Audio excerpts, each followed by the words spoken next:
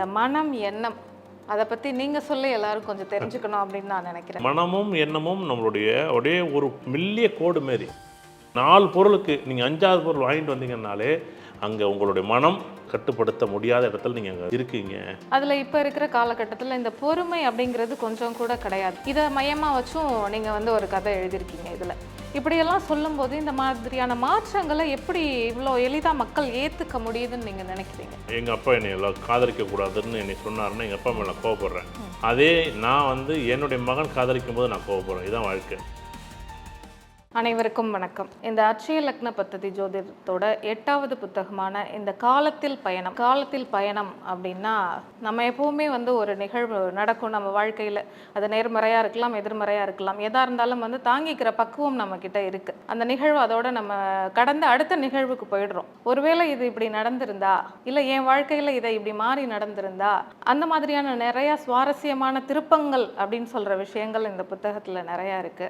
முதல் விஷயமா இந்த மனம், எண்ணம் அதை பற்றி நீங்கள் சொல்ல எல்லாரும் கொஞ்சம் தெரிஞ்சுக்கணும் அப்படின்னு நான் நினைக்கிறேன். ஒரு ரோஜா பூவை பார்க்குறோம், இப்படி நடந்து போயிட்டுருக்கோம். இருக்குது அந்த ரோஜா பூ நல்லா இருக்குல்ல, பறிக்கலாமா அப்படின்னு ஆசைப்படும். இந்த கை பறிக்க போவோம். இதுதான் மனம். ஆனால் பின்னாடி என்ன பண்ணுவோன்னா, அந்த செடி நம்ம வீட்டு இல்லைடா, அது பக்கத்து வீட்டு தொட்டிடா. அந்த பக்கத்து வீட்டு தொட்டி என்ன பண்ணியிருக்காங்க, அழகாக அது செடியை வச்சு வளர்த்து வச்சுருக்காங்க. பறி நான் பார்த்துக்கிறேன் அப்படின்னு சொல்கிறதும் இந்த ஆசைகள் இருக்குது. இல்லை பறிக்காதன்னு சொன்னோன்னே ஆமாம்ல கரெக்டில் அப்படின்னு இந்த மனம் என்ன பண்ணும், இந்த ஆசையாக போய் இல்லை அது நம்ம வீட்டு பூச்செடி இல்லை பறிக்காத. அப்போ இந்த மனமும் எண்ணமும் நம்மளுடைய ஒரே ஒரு மெல்லிய கோடு மாரி. இதை புரிஞ்சுக்கிட்டால் வாழ்க்கை அவ்வளோ சந்தோஷமாக இருக்கும். ஒரு கடைக்கு போவோம், 4 பொருள் வாங்க போவோம், 5 பொருள் வாங்கிட்டு வருவோம். 4 பொருள் வாங்க போகும்போது 5 பொருளை ஏன் வாங்கணும்? வேண்டாத பொருள் வாங்கும்போது அது ஆசையாக இருக்கும், வேண்டிய பொருளை வாங்கும்போது அது எண்ணமாக இருக்கும். மனம் என்ன பண்ணும், ஆசைப்பட வைக்கும், அது கடன் வாங்க வைக்கும், அது வீடு கட்ட வைக்கும், அது அடுத்தடுத்தது செயல்களை நிகழ்த்திக்கிட்டே போயிடும். ஆனால் இந்த எண்ணம் அப்படியெல்லாம் போகாது. இது வேணுமா, இது வேண்டாமா, இப்போ இது வேணுமா, இப்போ இதை விட இது அவசியமானதா, இது அவசரமானதா, இது முக்கியமானதா, இது உண்மையில் இது பயன்படுமா இல்லை பயன்படாதா, இப்படி இந்த எண்ணங்கள் பிரித்து இருக்க தொட்டு தான் கொஞ்சோண்டு ஒரு கடிவாளம், இந்த குதிரை கடிவாளம் போட்ட மாதிரி. இந்த குதிரை கடிவாளம் போடலான்னு என்ன பண்ணும், தறிக்கட்டு ஓடும்ல குதிரை, அந்த குதிரை மாதிரி தான் மனம். இது என்னைக்காச்சும் ஒரு நாளைக்கு மக்கள் புரிய ஆரம்பிச்சிச்சுன்னா, நீங்கள் 4 பொருள் வாங்க போகிற 4 பொருள் வாங்கிட்டு மட்டும் வந்தால் மட்டும்தான் உங்களுடைய எண்ணங்கள் சரியாக இருக்குது, உங்களுடைய தேவைகள் சரியாக இருக்குது, உங்களுக்கு கரெக்டான ஒரு பாதையில் போகிறீங்க. 4 பொருளுக்கு நீங்கள் 5வது பொருள் வாங்கிட்டு வந்தீங்கன்னாலே அங்கே உங்களுடைய மனம் கட்டுப்படுத்த முடியாத இடத்துல நீங்கள் அங்கே இருக்கீங்க. நீங்கள் உங்களை நீங்கள் சுய பரிசோதனை செய்யணுங்கிறது தான் இந்த நிகழ்வு. இது வேணுமோ வேண்டாமோ, முடியுமோ முடியாதோ, இந்த மனசை பற்றி பேசுகிறேன்னா அவ்வளோ பேசிக்கிட்டே போகலாம், எண்ணங்களை பற்றி பேசுகிறேன்னா அவ்வளோ பேசிக்கிட்டே போகலாம். இந்த மனம் எண்ணமும் நம்ம வாழ்க்கையில் பிரதிபலிக்கும். ஆனால் முழுக்க நான் மறுபடியும் சொல்கிறது என்னென்னா, இந்த எண்ணங்கள் தேவையானது, இந்த மனம் என்னது ஆசைகளோட பிரதிபலிப்பாக இருக்கிறது. அது நம்ம கூடுதலாக தான் நமக்கு நிறைய நிகழ்வுகள் எடுத்து கொடுக்கும். அதில் எது வேணும் வேண்டாங்கிறது எண்ணங்கள் முடிவு செஞ்சதுக்கு பிறகு அப்போ தான் நம்ம வாழ்க்கை சிறக்கும். இல்லை எல்லாத்துக்குமே நம்ம இப்போ 4 பொருள் வாங்கும்போது 7 பொருள் வாங்கினா 8 பொருள் வாங்கினா கண்டிப்பாக நம்ம கண்ட்ரோலே இல்லை. மனம் மாதம் நம்ம சம்பளம் வாங்குறோம்ல, அந்த மாதத்தில் நீங்கள் வேணும் பார்த்துருப்பீங்க. முதல் 4 நாளே 5 நாளே முடிச்சுட்டேன்னா இது 25 நாள் இல்லை 20 நாள் மீதம் இருக்கக்கூடிய 20 நாள் அந்த பணம் தேவைப்படுனா நம்ம ஏன் முன்னாடியே அதை நம்ம சேமித்து வச்சுருக்கக்கூடாது? அப்போ நம்மளுடைய மனம் என்ன பண்ணிச்சு, அங்கே செலவு பண்ணுறதுக்கு முன்னாடியே ஏதோ ஒரு இஎம்ஐ வாங்கி வச்சுருப்போம், ஏதோ ஒரு தேவைகளை என்ன பண்ணியிருப்போம், விரிவடை வச்சுருப்போம். இந்த தேவைகள் விரிவடைகிறதுக்கு காரணம் முதல் விஷயம் மனம் தான். இதை நம்ம என்னைக்காச்சும் புரிஞ்சுக்கிறதுக்கு அதில் எப்படி நம்ம வாழ்க்கையில் எல்லாத்துக்கும் ஆசைப்பட்டு நமக்கு போகிற பாதையெல்லாம் சரின்னு நினச்சிக்கிட்டு போனது பிறகு அந்த 15 நாள் பணம் இருந்துச்சு, 15 நாள் பணம் இல்லாமல் நம்ம கைமாத்தான் வாங்கிக்கிறோம். வீட்டில் அக்காத்தில் பக்கத்தில் அண்ணன் தம்பி மாமன் வச்ச பக்கத்தில் ஏதாவது ஒரு வீட்டில் வாங்கிக்கிறோம், கொடுத்துக்கிறோம். அது ஒன்றும் பெரிய விஷயம் இல்லை. ஆனால் நீங்கள் வாங்காமல் இருந்திருந்தா, அந்த பணத்தை இங்கே வச்சுருந்தா யார்ட்டையும் வாங்க வேண்டிய அவசியமே இல்லையே.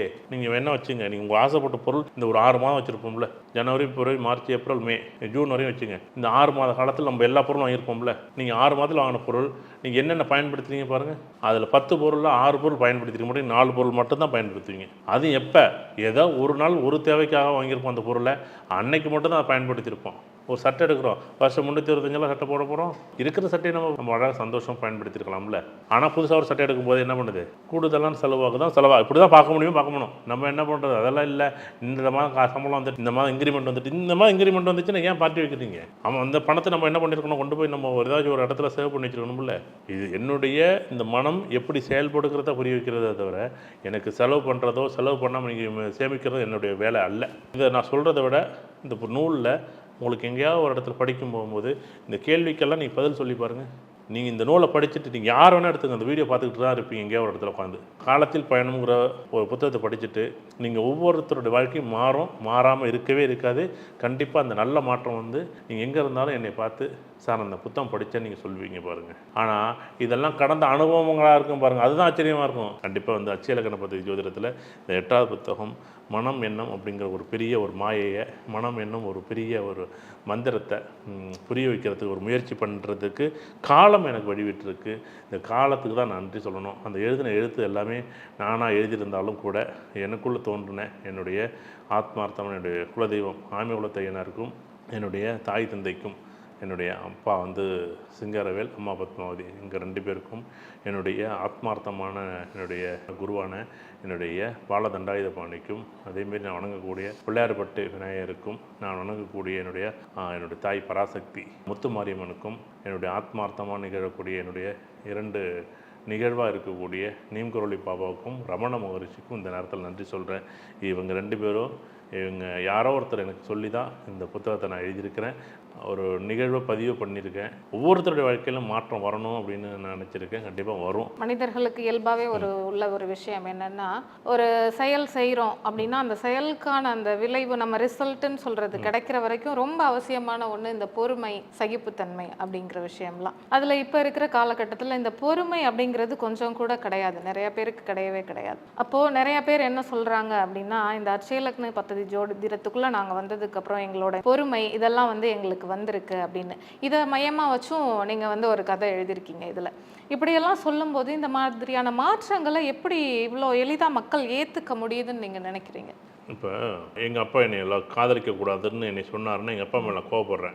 அதே நான் வந்து என்னுடைய மகன் காதலிக்கும் போது நான் கோவப்படுறேன். இதுதான் வாழ்க்கை, வேறு ஒன்றுமே இல்லை. அப்படி வரும்போது தான் அந்த புரிதல் வருமே தவிர அது வரைக்கும் வார்த்தையாக தான் இருக்கும். இந்த புத்தகத்தை திரும்ப திரும்ப திரும்ப திரும்ப படிக்க போகும்போது அந்த பொறுமை சகிப்பு காலத்தில்ங்கிற ஒரு வார்த்தை வந்ததுக்கே காலத்தில் காலத்தோடைய அதிபதியே சனி பகவான் தான். அந்த சனி பகவானுக்கு முதல் விஷயமே மன்னிப்பு கேட்கறது தான். நம்ம செஞ்சால் தெரிஞ்சோ தெரியாமலோ செஞ்சுட்டோம், தவறு செஞ்சுட்டோம், ஐயா மன்னிச்சிடுங்க ஐயா எப்படியாச்சும். ஏன்னா எல்லாரும் தவறுங்கிறது இயற்கையான ஒன்று தான். அதை மன்னிச்சிட்டு மறந்துட்டு நடந்து கடந்து போகிறது தான் வாழ்க்கையாக இருக்கும். அதை விட்டு வந்து இந்த பொறுமை சகிப்புத்தன்மையும் வந்து படித்தா புரிஞ்சா இந்த புத்தகத்தை எப்படியாச்சும் ஒரு நாளைக்கு ஒரு பகுதியாக படிங்க. கண்டிப்பாக வந்து ஒரே நிகழ்வை திரும்ப திரும்ப ஒரு 2 தடவை 3 தடவை படிங்க. இல்லை யாராச்சும் ஒருத்தர் படிக்க சொல்லி நீங்கள் கேளுங்க, இல்லை படிச்சுட்டு அந்த கதையை கேளுங்க.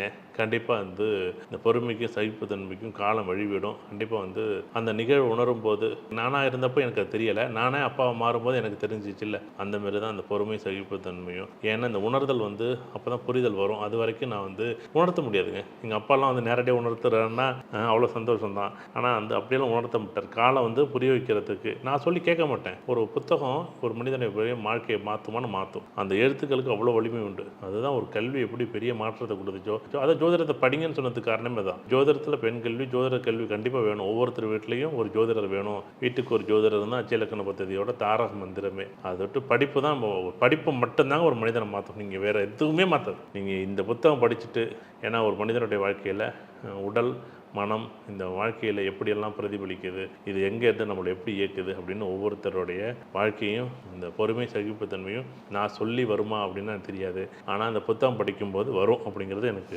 நம்பிக்கையாக இருக்குது. சாதாரணமாக பேசிக்கும் போது அடிக்கடி நம்ம சொல்கிற பழக்கம் உண்டு, இந்த உலகத்தில் வந்து எவ்வளோ மனிதர்கள் இருக்காங்க, எத்தனையோ கோடி பேர் இருக்காங்க.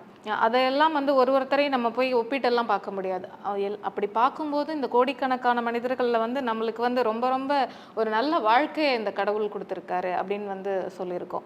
அதோட அந்த வாழ்க்கைக்கு ஒரு ஆரம்ப புள்ளியாக தான் நான் இந்த காலத்தில் பயணம், நீங்கள் இந்த 7 புத்தகம் எழுதியிருந்தால் கூட இந்த 8வது புத்தகத்தை ஒரு பிள்ளையார் சுழியாக தான் நான் நினைக்கிறேன். நீங்கள் ஒரு வாழ்க்கையை இந்த ஜோதிடம் எல்லாத்தையும் இணைச்சு சொல்லியிருக்கிறது தான் நீங்கள் போட்டிருக்க பிள்ளையார் சுழி அப்படின்னு வந்து நான் நினைக்கிறேன். இதை பற்றி நீங்கள் என்ன நினைக்கிறீங்கன்னு நான் தெரிஞ்சுக்கணும்னு நினைக்கிறேன். கடவுள், சாமி, பயபக்தி, தெய்வம், ஒரு ஆன்மீகம், ஜோதிடம், வாழ்க்கை முறை, பாதை, பயணம், இது எல்லாம் கலந்தது தான் இந்த புத்தகமாக இருக்கும். ஏன் அப்படின்னா இது ரெண்டும் சேர்ந்து மக்களுக்கு என்னவோ வந்து ஏதோ ஆன்மீகம்னா என்ன, கடவுள்னா என்ன, எல்லாரும் என்ன சொல்லுவாங்க, என்னையை மட்டும் கடவுள் காப்பாற்ற மாட்டேங்கிறாரு. அதில் அடிக்கடி வார்த்தை தான், என்னையை மட்டும் கடவுள் காப்பாற்ற மாட்டார், எனக்கு மட்டும் கிரகம் வாய்ப்பு கொடுக்க, எனக்கு மட்டும் நல்ல தசாபுத்தியானதா அப்படி. உனக்கு கண்ணுக்கு முன்னாடி தான் நல்ல தசாபுத்தி இருந்துச்சு, உன்னை வாவான்னு உன்னை கூப்பிட்டேன், நீ என்ன பண்ணுற, நான் படம் பார்க்க போகிறேன், படம் பார்க்குறது முக்கியமாக இப்போ படம் பார்க்க போனால் போங்க 3 மணி நேரம் போனால் அதில் ஒரு கதையும் அப்படி தான் வரும். என்ன பண்ணுவார், கிளம்பி போகுவார், ஒரு காலதாமதம் வந்து ஒரு மனிதனுடைய வந்து வாழ்க்கையை எப்படி மாற்றும் அப்படின்னு. அதுதான் நான் சொல்கிறேன்ல, அது ஒவ்வொருத்தருடைய வாழ்க்கை முறையையும் பிரதிபலிச்சிருக்கு. இந்த ஆன்மீகமும் ஜோதிடமும் வாழ்க்கையும் குருவும் இந்த கிரகங்களும் நட்சத்திரங்களும் பாவங்களும் சேர்ந்து ஒரு மனிதனுடைய வாழ்க்கையை எவ்வளோ வந்து பலப்படுத்துது, வழி கொடுக்குது, வழிகாட்டுது. ஒவ்வொரு கதைக்கு வேண்டி ஆயிரம் காரணங்கள் இருக்குது. ஒரு மனிதனுடைய வாழ்க்கையை ஒரு புத்தகம் 1000 புத்தகம் எழுத முடியும், அவ்வளோ நிகழ்வுகள் இருக்குது. அப்படி தான் இந்த நிகழ்வு அட்சய இலக்கண பத்தி ஜோதிடத்தில் இந்த 8வது புத்தகம் ஒரு பெரிய ஒரு மாற்றத்தை வந்து மக்கள்கிட்ட கொடுக்கணும். இது பொது ஜனங்களுக்கு, பொது மக்களுக்கு, சாமானிய மக்களுக்கு இது எல்லார் வகையிலையும் இது பயன்படும் அப்படிங்கிறத ரொம்ப உறுதியாக சொல்கிறேன். இந்த காலத்தில் பயணம் இது எப்படி அப்படின்னா, நீங்கள் ஒரே தடவையாக இந்த புத்தகத்தை படித்து முடிக்கணும், அப்படியே விடாமல் படித்து முடிக்கணும் அப்படிங்கிறது வந்து எங்களோட எண்ணமும் ஆசையோ கிடையாது. தினமும் நீங்கள் அதில் இருக்கிறத ஒரு பகுதியை மட்டும், ஒரு தலைப்பு இருக்குது அப்படின்னா அதை ஒரு நிகழ்வை மட்டும் ஒரு நாள் படிக்கணும் அப்படின்னு தான் நாங்கள் கேட்டுக்கிறோம். ஏன்னா வந்து நிறையா விஷயங்கள் கடந்து வரும்போது நம்ம சில நாள் வந்து ஒரு குறிப்பிட்ட நேரத்தில் வெளில போகணும் அப்படின்னு நினச்சி கிளம்புவோம். நம்மளை அறியாமலே அந்த நேரத்தில் நம்மளால கிளம்பி போக முடியாது. திரும்ப நம்ம அரை மணி நேரம் கழித்து அந்த வழியாக போகிறோம் அப்படின்னா அங்கே ஏதாவது ஒரு நிகழ்வு நடந்திருக்கும். நாங்கள் நிறையாவே ஒரு 2-3 தடவை பார்த்துருக்கோம் எங்களோட வாழ்க்கை பயணத்தில். அதனால வந்து ஒரு நிகழ்வுக்கு பின்னாடியுமே உங்களை சிந்திக்க வைக்கக்கூடிய கேள்வியும் இருக்குது. அந்த கேள்விக்கான பதிலையும் நீங்களே தேடி கண்டுபிடிச்சிருவீங்க அப்படிங்கிற நம்பிக்கையும் எங்களுக்கு இருக்கு. இந்த காலத்தில் பயணம், இந்த அட்சய லக்ன பத்ததி ஜோதிடத்தோட இவ்வளோ நாள் இந்த 7 புத்தகத்துல இந்த 8வது புத்தகம் ஒரு பெரிய மைல் கல்லாவே அமையும் அப்படின்னு நாங்கள் ஆசைப்படுறோம்.